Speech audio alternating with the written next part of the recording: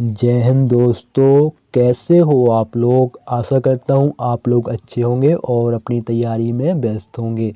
जैसा कि आप स्क्रीन पर देख रहे हो, यह पेपर एसएससी जीडी का प्रीवियस ईयर का पेपर है। यानी जो आपकी पिछली भर्तियाँ एसएससी जीडी की निकली हुई थी उसका ये पूरा आंसर की है। तो आज हम जीके जीएस के सेक्शन को या जीके जीएस के पार्ट को सॉल्व करने वाले हैं। ये आप देख सकते हो, section part V general knowledge and general awareness. इसके अलावा कुछ प्रीवियस ईयर के पेपर जिसमें आपका रीजनिंग, जीके जीएस, हिंदी भी सॉल्व करवाया हूँ। अगर आप वो देखना चाहें तो वीडियो प्लेलिस्ट पर जाकर देख सकते हैं। तो दोस्तों, यह रहा आपका जीके जीएस का पहला प्रश्न।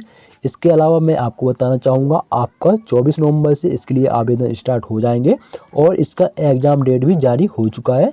आपका जो एग्ज़ाम होगा एसएससी जीडी 2023-24 वाला, वो एग्ज़ाम आपका 20 फरवरी से स्टार्ट होने वाला है। और 20 फरवरी में जो आपका एग्ज़ाम होगा, फिर आपका एक वैकेंसी और आ जाएगी। उसके लिए आप आवेदन अगस्त के महीने से कर सकते हो। तो चलिए दोस्तों, वीडियो स्टार्ट करते हैं। ये रहा आपका पहला प्रश्न। पहला प्रश्न आपका साइंस से है।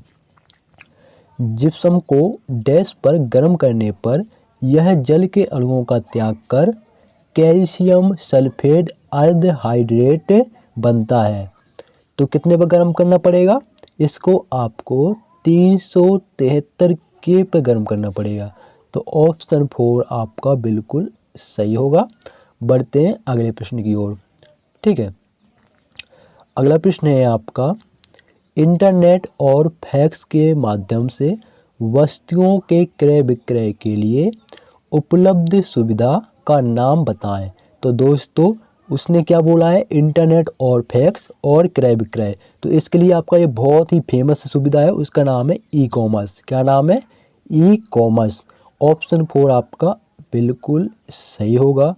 ठीक है, और ये प्रश्न आपका कंप्यूटर के विषय में भी बहुत पूछा जाता है, ई कॉमर्स वाला। तो ऑप्शन 4 आपका बिल्कुल सही होगा क्योंकि इंटरनेट से रिलेटेड है।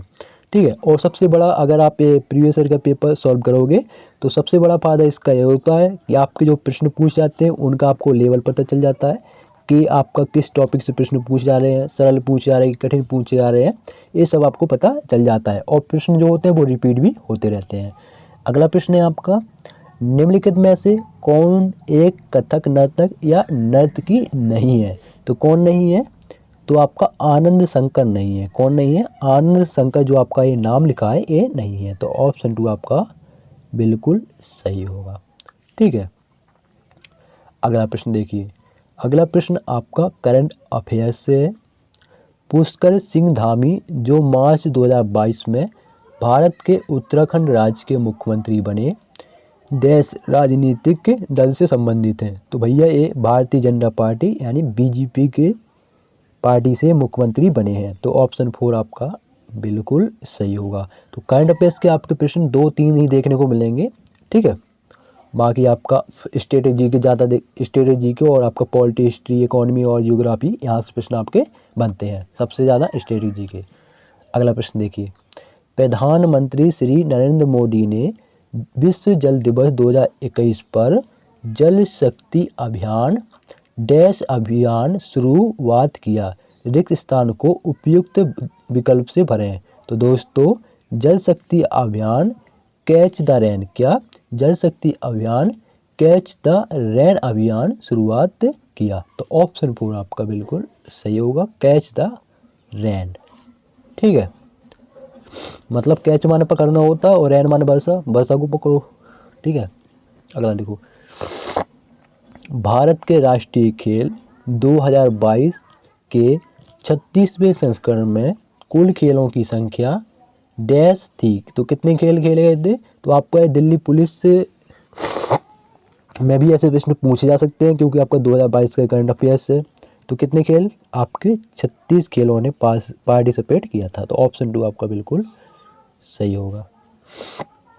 अगला प्रश्न देखिए। अगला प्रश्न है आपका, भारत की 10वीं पंचवर्षीय योजना के दौरान वास्तविक विकास दर डैश थी। तो कैसी थी? आपकी वास्तविक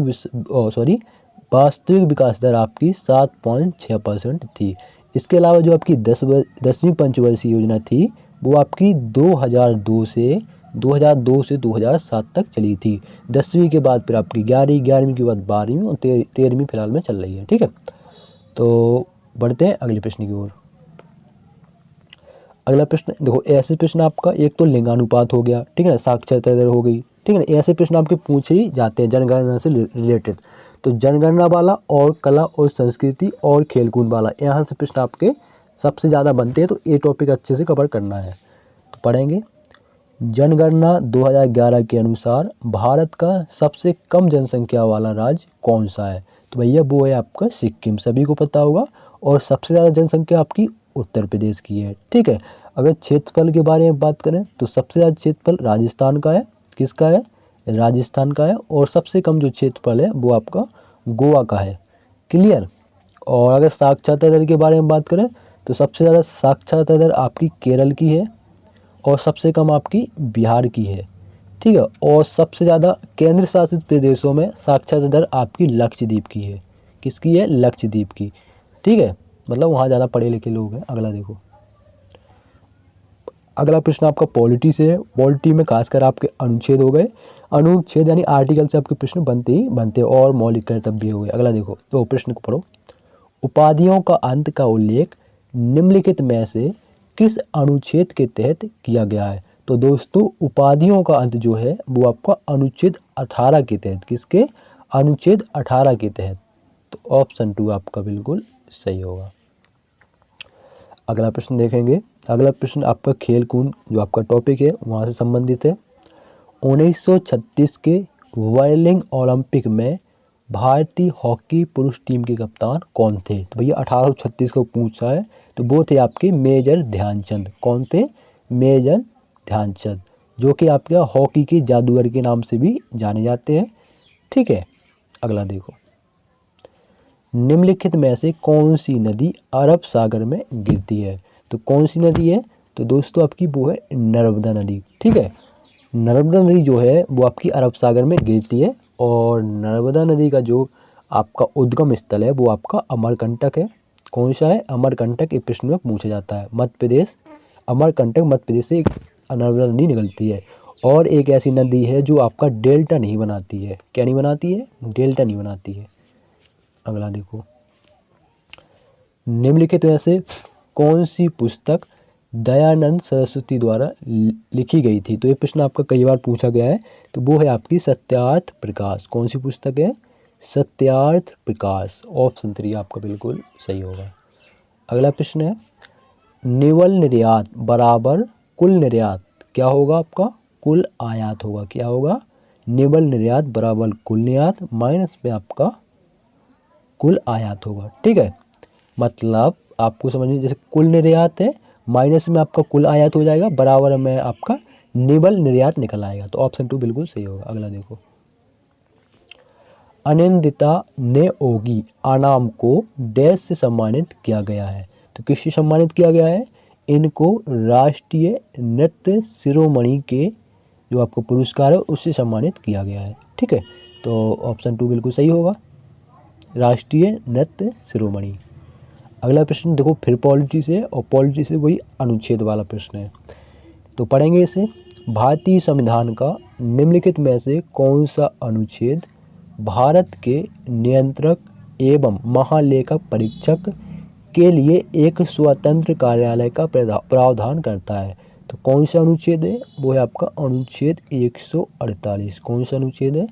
अनुच्छेद 148। तो ऑप्शन 4 आपका बिल्कुल सही होगा। ठीक है, ऐसे प्रश्न को आप नोट कर लिया करो, और इसके लिए आप एक अलग से कॉपी बना सकते हो, जीके जीएस के लिए खासकर। ठीक है, अगला देखिए, प्रधानमंत्री नरेंद्र मोदी ने दक्षिण अमेरिका में किस मार्ग पर पहली वंदे भारत एक्सप्रेस रेलगाड़ी को हरी झंडी दिखाई? तो कहाँ पर, कौन सा रेल मार्ग है? वो है आपका मैसूर चेन्नई रेल मार्ग। कौन सा?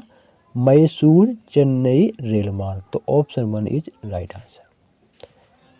अगला देखिए, लुई नागाई नी डैश के लोगों द्वारा बीज बोने के उत्सव के रूप में मनाया जाता है? तो कहाँ के लोगों के द्वारा?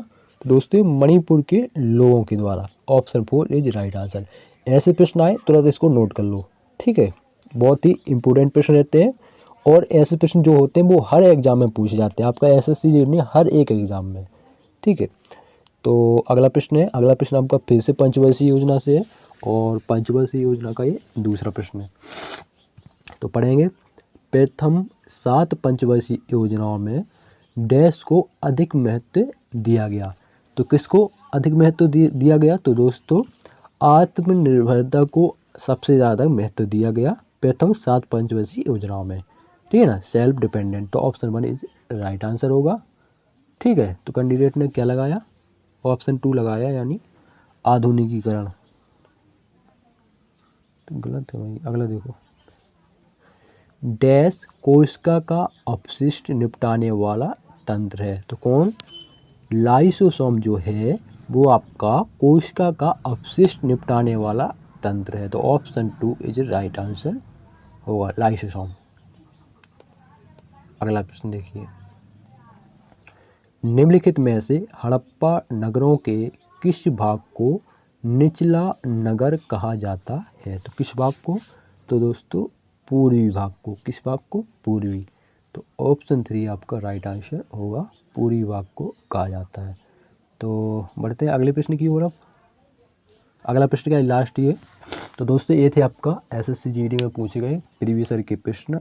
वीडियो कैसा लगा कमेंट बॉक्स में जरूर बताएं और मिलते हैं किसी नेक्स्ट वीडियो में। तब तक के लिए जय हिंद, जय भारत। और भी आप देख सकते हो आगे आपका ये मैथ का सेक्शन स्टार्ट हो जाता है, ठीक है। तो ये आपका पहला प्रश्न है मिश्रण वाला। एसएससी जीडी में मैथ में आपके ज़्यादातर परसेंटेज हो गए, लाभ हानि हो गए, चक्रवृद्धि व्यास हो गए, औसत हो गए, कार्य समय, समय दूरी, यहाँ से आपके 1 प्रश्न 2 प्रश्न ऐसे बनते हैं। तो ये आपको पढ़ना, देखो एक प्रश्न खुद देख लो आप। पहला प्रश्न मिश्रण से हो गया, दूसरा प्रश्न चक्रवृद्धि ब्याज, तीसरा आपका ये कार्य समय से है, फिर आपका ये वार्षिक ब्याज यानी ये चक्रवृद्धि ब्याज का है, ठीक है। और फिर आपका देखो समानुपात समानुपात वाला प्रश्न है, अनुपात समानुपात वाला। फिर आपका ये शायद प्राकृतिक संख्या, तो ये शायद आपका वो औसत वाला प्रश्न है, औसत चैप्टर वाला प्रश्न है, ठीक है। और ये आपका समय दूरी वाला प्रश्न है,